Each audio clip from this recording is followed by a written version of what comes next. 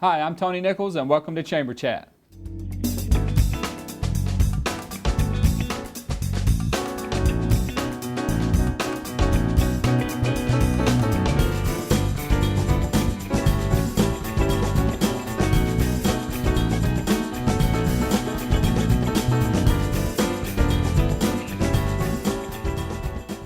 Hi, and welcome to Chamber Chat, a program put together by the Salisbury Area Chamber of Commerce for the sole purpose of keeping you informed on what's going on in your community and in your chamber. Joining us today is no stranger to the program, Dr. Memo Derricker, Director at Beacon. Welcome back to the program. My pleasure to be here. All right, what are you here to talk about this time, man? Well, that time of the year, we're going to talk about the economy and what's going to happen in our economy in the coming year.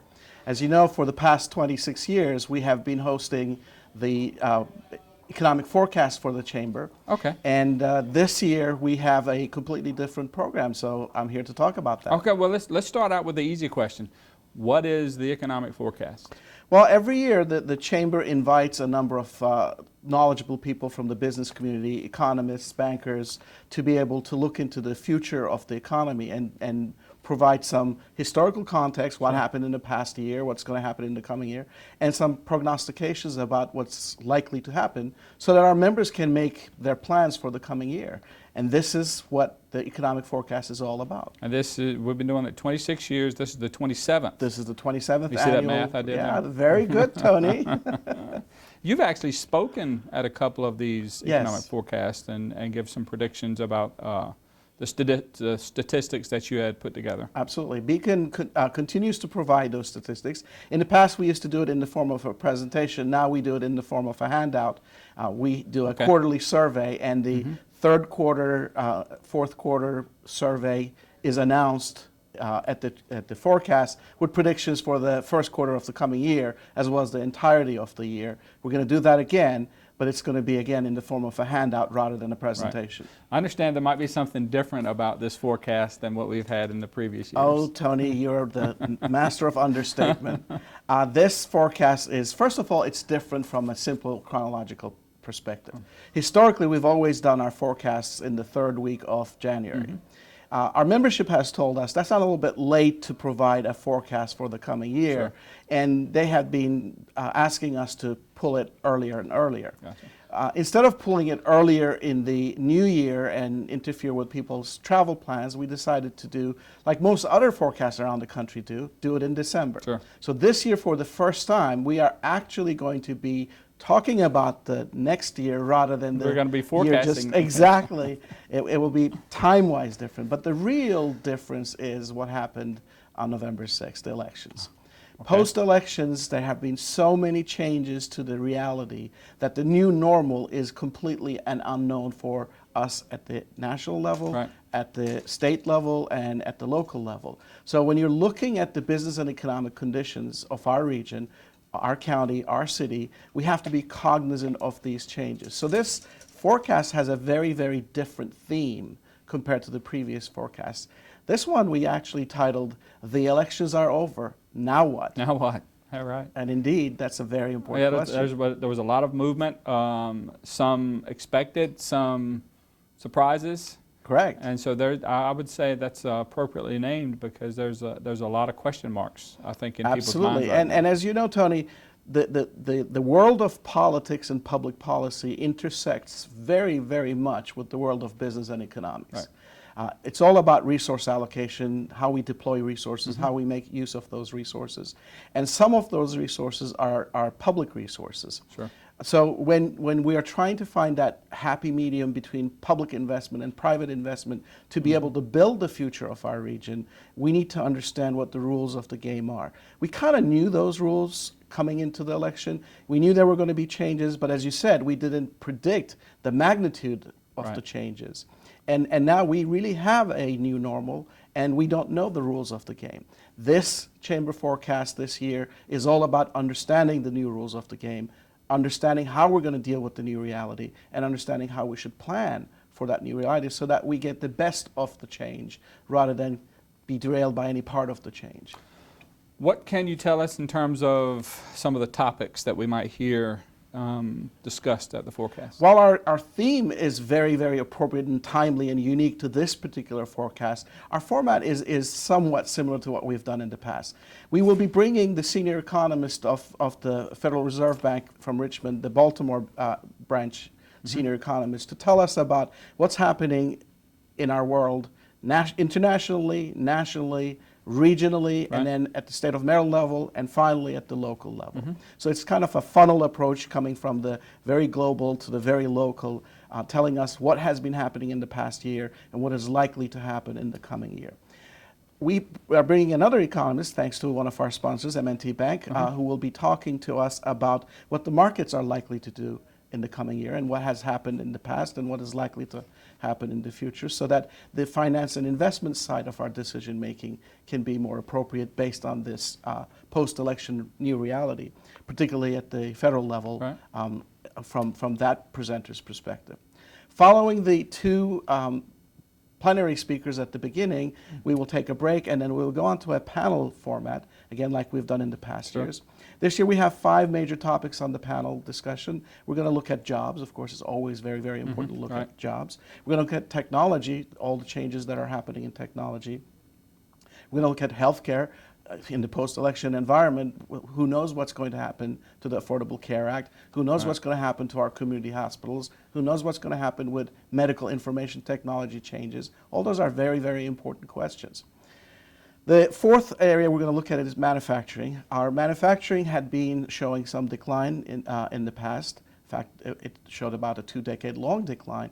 And just this past couple of years, we have been seeing a rejuvenation in manufacturing activity. The manufacturing sector has been coming together, collaborating better than ever. And we knew that this potential wind farm off the coast of Ocean City presented all kinds of opportunities for our manufacturing sector. Now the question is, will the changes that happened in Annapolis, will the changes that happened in Washington, will the changes that happen locally have an impact? Will it be delayed? Will it be in any way changed? Will the financing mechanism that's going to make that happen is a public investment. Will that public investment still be in place? These are very big questions, and they change the nature of the future in terms of planning for that manufacturing opportunity in our region. And when we put all these things together, look at technology, look at jobs, look at agriculture, of course, one of our most important sectors, manufacturing and healthcare, you get a good picture of what the new normal is going to mean to each one of these areas. And there's a lot of intersection, a lot of sort of crossing over boundaries between these jobs. For example, in the manufacturing side, one of their problems is having a skilled, trained and trainable workforce. Well, if we have a continuing skill gap, I don't care what the opportunities are, we're not going to be able to exploit those opportunities unless our workforce is ready, willing, and able. Training that workforce takes resources. Historically, those are public resources. Again, will there be any changes to the availability and the nature of those public resources, or are we going to have to come up with private resources to be able to do that very advanced skill acquisitions, such as advanced welding for the potential offshore wind farm? And not only are you welding, but you're welding at a height in the middle of the sea. Water. You know, it's a whole different ballgame. You need to train people about the different security requirements. All those things are unknowns, but we want to change those unknowns and uncertainties to more predictable outcomes through this forecast. It sounds like we need to have a 2-day. It does, doesn't it? It does, doesn't it? Because to know what we thought we knew prior to the election. Absolutely. And then to have the elections results that we had, the what now aspect is certainly in play. Not so much from what to expect out of the people, but what kind of benefit will the shore see when historically we've had a strong seat at the table. Hopefully we can continue to have that seat at the table. I think that sounds like that's going to dictate the answer to what now for all those categories. Oh, absolutely. And that's actually a very, very good segue to our keynote speaker, Newt Fowler, who's going to tell us what we need to do in this new normal. Newt is a renowned blogger who writes about economics and economic development throughout Maryland, and he has a very different perspective. He doesn't believe in weaknesses. He doesn't Right. believe in threats. He believes in strengths and opportunities. And he's going to challenge us to think Sure. in a different way, to not only be ready, but ready to really thrive in this new normal. Right. And he's going to be the closing speaker of our forecast. And what I love about this year's change is we have married our economic forecast with our annual Maryland Legislative Delegation Luncheon. Okay. So the forecast is going to close, and then 15 minutes later, we're going to start the Maryland Legislative Delegation Luncheon, where the entire legislative delegation has already confirmed their attendance. Oh, wow. They are going to be there ready, willing, and able to answer questions on the public policy side. To the audience that has now been primed about the economic changes, they are going to be able to ask these mostly newly elected legislators what their vision is for the public policy side of this discussion. Can you imagine the attendance? Get your tickets now. Absolutely. It sounds like that's going to be standing room only. This, in my 26 years of attending these things, I only missed the first one. It's going to be probably the most impactful Right. economic forecast because of the conjecture we're in right now. It is going to be not only impactful, but it's going to be very useful, it's going to be very actionable, and it's going to give us the opportunity to actually hear it from the proverbial horse's mouth during the luncheon. After having heard the economic piece, we're going to be able to say, hey, newly elected delegate, hey, newly elected senator, how are you going to help us make this a reality? Sure. Tell us when and where. It's going to be in the Purdue School. In fact, right now we are at the Purdue School. It's going to be in the Bennett Auditorium of the Purdue School, the economic forecast, which is just off our atrium, Purdue School, Salisbury University campus. It is going to start 7:30 in the morning, and it's going to go till about 12:30. And then we're going to take a short walk, or we will have shuttles available, depending on weather, to take people over to the Guerrero University Center. The Wycomico room of the Guerrero University Center is going to be the location for the Maryland Legislative Delegation luncheon. So both events are going to be on campus December 18th, starting at 7:30, and it will go on till about 1:30 p.m. in the afternoon, together with the economic forecast and the luncheon. Very good. Dr. Derricka, thank you for inviting us to the Purdue School and Beacon. I've been a strong supporter of the Chamber, and we look forward to working with you in the future. My pleasure always. Now we're going to give you an opportunity to take a look at the upcoming events with the Salisbury Area Chamber of Commerce.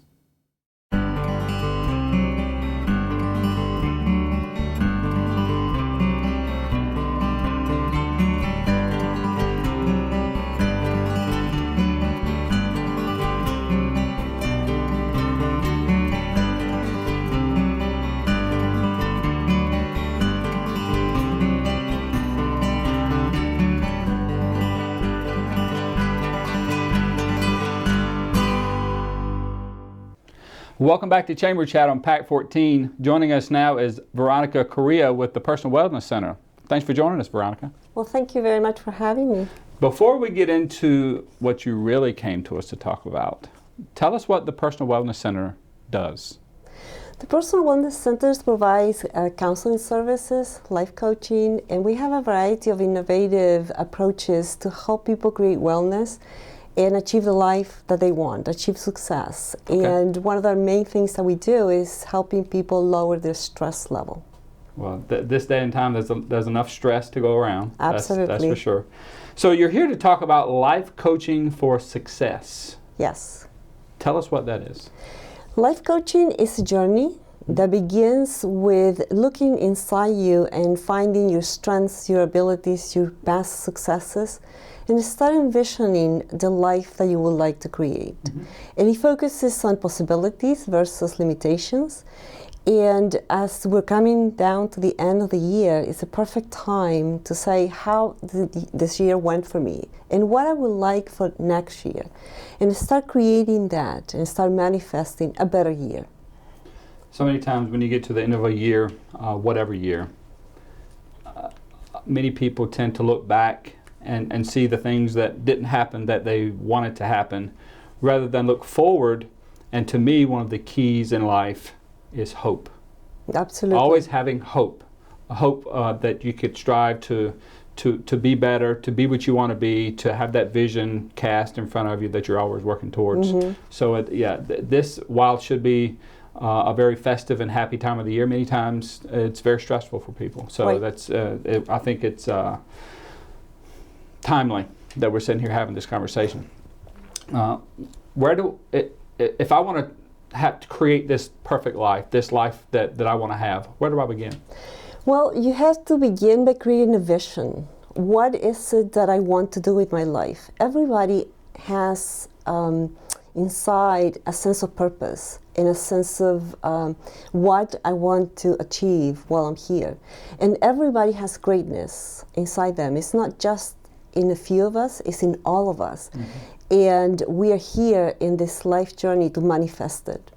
So creating that vision and then starting to look at 3 areas of your life that you would like something better and where you like improvements that will make you happier.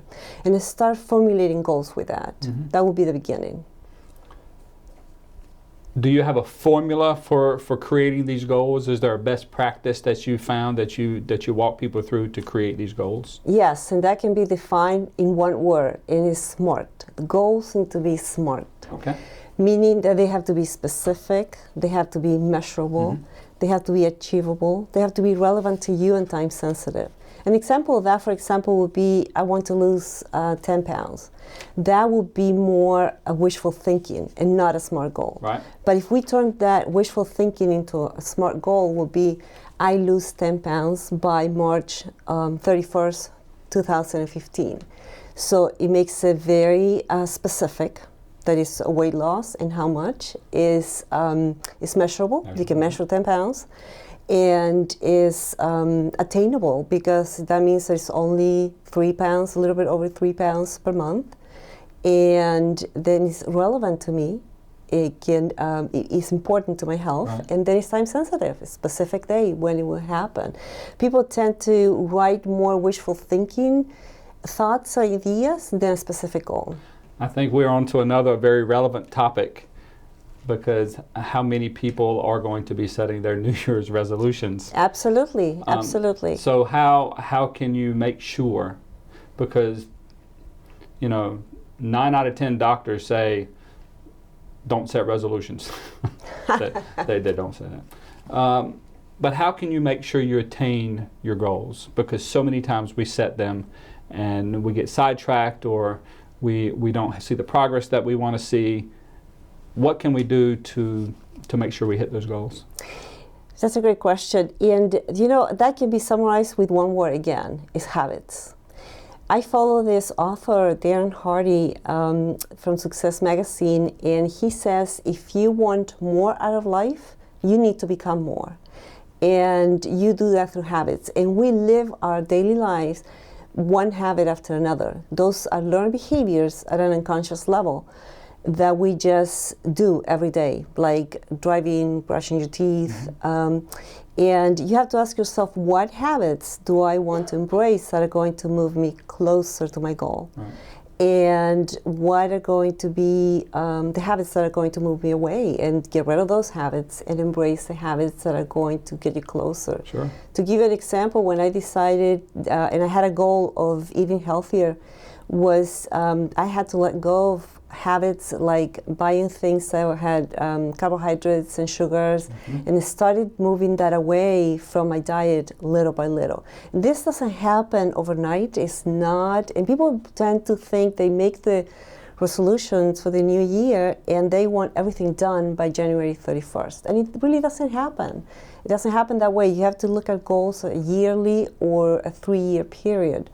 And so I started to make the changes, and nothing was huge at the beginning, but eventually it got better and better. I got into the habit, for example, of juicing.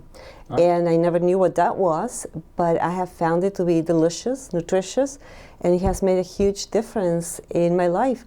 Now, if you look at my pantry and my refrigerator, you're going to see that there's a lot of empty space, because I only use things that are good fresh. For me, fresh, yes. So, right. First of all, now you're starting to pry. You're starting to get into people's lives. Yes. When you start talking about carbohydrates. I have to take wheat out of my diet. I have to start juicing, and I do many of these things. So that's it. That's wonderful. That is definitely a lifestyle change. Yes. But when you do it, you feel a lot better. Absolutely. And food tastes better. And again, I know I'm. It's like I'm working for you now. But all those things, all the things that you're suggesting, are manifest in, not only habits, but what you're putting in your body. Absolutely, and writing down your goals is another habit. I mean, I ask people, do you have goals? And they say, yes, of course I have goals. And I say, where are they? Because I want to see them and go over them with them. And they say, well, I have them right here. And I said, well, your mind is a wonderful tool for logistics, for creativity, for ideas. It's not a good fighting system. You need to get into the habit of writing them down and then plan your day. That needs to be another habit. Plan my day, my week, my month, my year around those goals. That leads me to another good question. Balancing life around your goals, because I look at the mind as an airport, and the goals are these planes and ideas or planes flying around, but many times those good ideas, they don't land.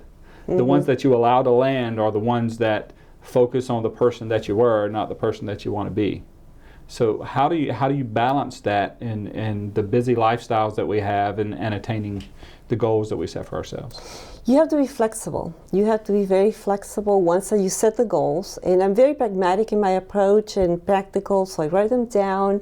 I specifically say what I want to do, how I'm going to get there, habits that I'm going to embrace, habits I'm going to let go.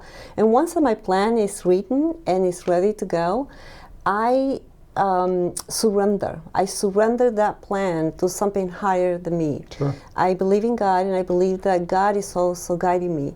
And life is telling me, Veronica, this is the path, not just what you think, but also this. So I meditate, I hear my own inner voice, and also the guidance that life gives me, that God gives me, into how get either what I want or something better. And the truth is that because I have been doing this year after year, the return on investment that I get for this process, it gets bigger and bigger every year. So listening to that inner guidance along with what you set out to do. Life cannot help you and God cannot help you if you don't know what you want, if you have not defined what you want and who you want to become. Veronica, you've brought us a lot of wisdom, a lot of things to think about today. Thank you for joining us on Chamber Chat. Thank you very much for having me. My pleasure. We'd like to give you another opportunity to take a look at the upcoming events with the Salisbury Area Chamber of Commerce.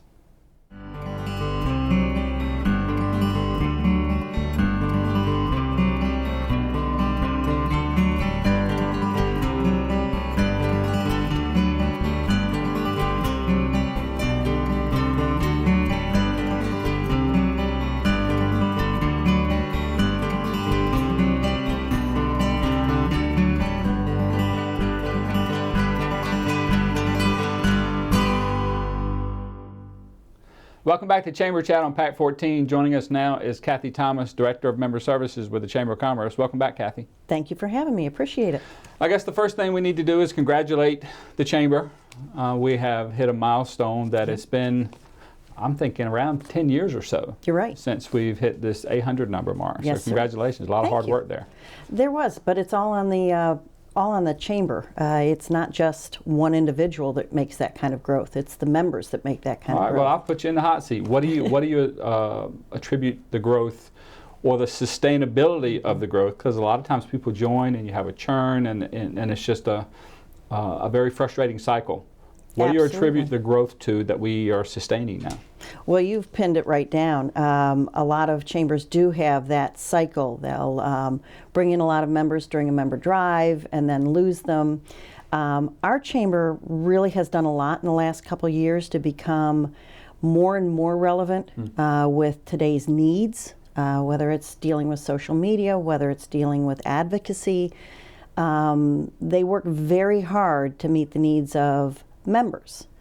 And when you're doing things right, people want to be a part of that kind of an association. They see the benefit for their business in being part of a large group that moves in the direction they're trying to go. Wow, I like that answer. Depends Well, on, it's I've been fact. part of that a little bit. There's been a lot of people that have done a lot of hard work, put in a lot of long hours. For a lot of years. That's It right. didn't happen overnight. This has been conversation point for probably 3-4 years heading in this Easy, direction. Yep. easy. Yep. Well, I understand that there's a new way to join the chamber now. So I think we're getting some traction there. It's Yes. pretty exciting. Tell us about it. It is exciting, and actually it's a new old way. Years ago we had an online application, and through the course of time with changing our website and making things more accessible, we actually made our application less accessible. So within the last probably month and a half, we now have an online application, and it is fantastic. It's working with our database company, and it serves everybody because we have members in 4 different states. Wow. So if somebody's thinking about joining or is researching our area and says, well, I need to be a part of that organization, how do I join? They don't have to come in and see us. They don't have to make a phone call if they don't want to. They have an online application right there. They can actually either invoice themselves or they can go ahead and join with a credit card right online. Mm-hmm.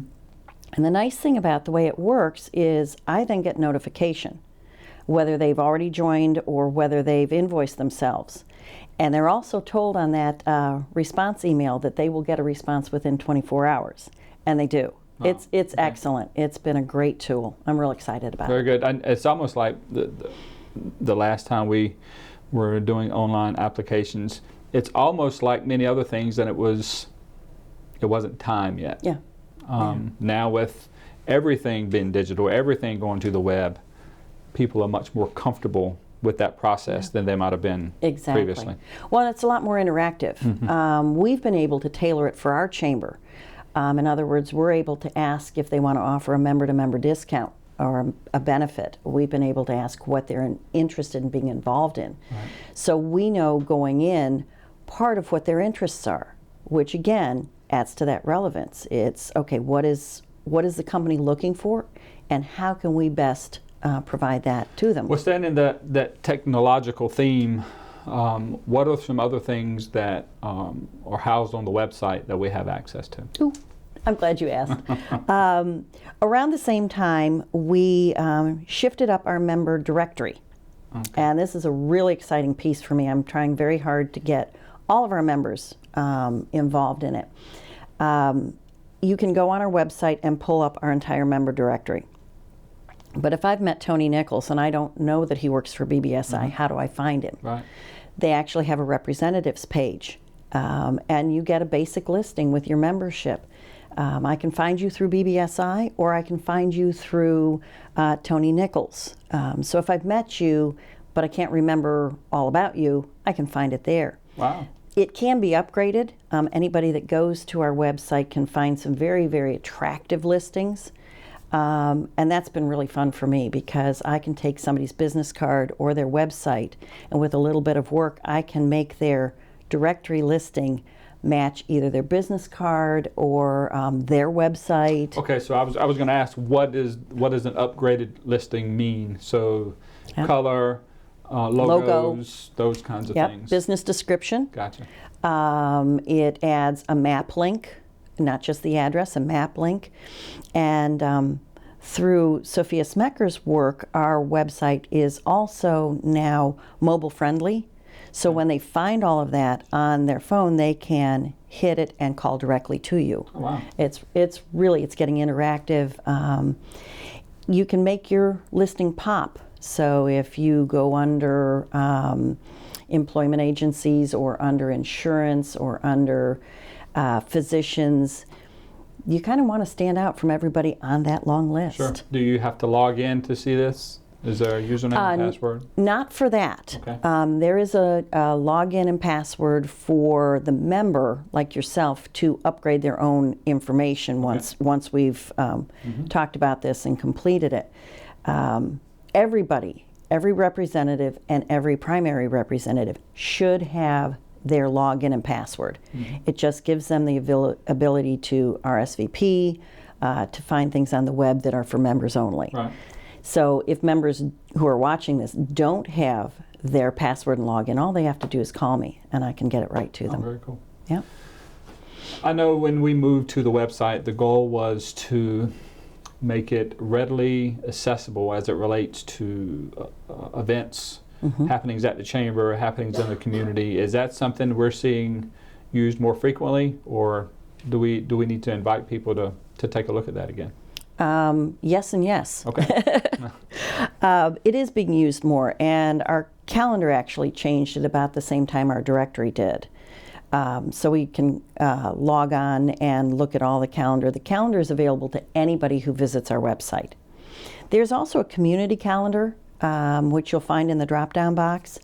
And folks that are not chamber members that have community events, whether it's a church event, a nonprofit event, a walk, a run, whatever it is, especially with the holidays coming up, craft fairs, Right. they can go onto our website and actually input the information to show up on our community calendar. Wow.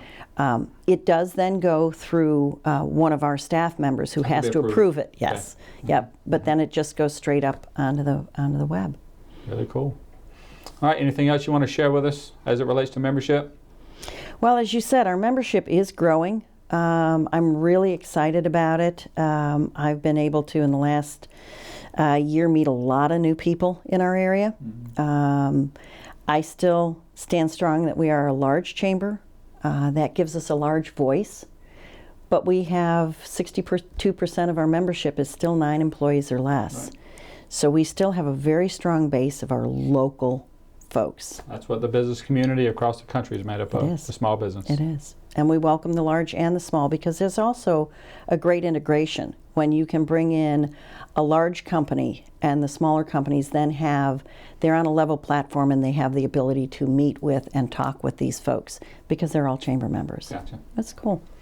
Thanks for joining us, Kathy. You're welcome anytime you want to come back. Thank you. I'm glad to be here. It's always fun to talk about membership. Yes, it is. We'd like to thank you as well for joining us on this edition of Chamber Chat. If you've missed any portion of this program or you'd like to view previous editions of Chamber Chat, we'd encourage you to log on to PAC 14's website and use their on-demand function, or you can log on to the Chamber's website, salisburyarea.com. That's about all the time we have for this edition of Chamber Chat. I'm Tony Nichols, your host, encouraging you to make a difference.